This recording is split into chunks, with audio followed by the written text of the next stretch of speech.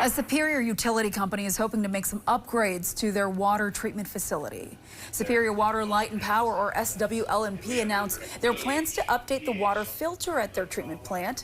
Now, the company provides electricity, water, and natural gas to Northwest Wisconsin residents directly with water from Lake Superior. The specific upgrade is needed to maintain their 4 water filters. This equipment filters more than 2 million gallons of water before sending it to homes throughout the city.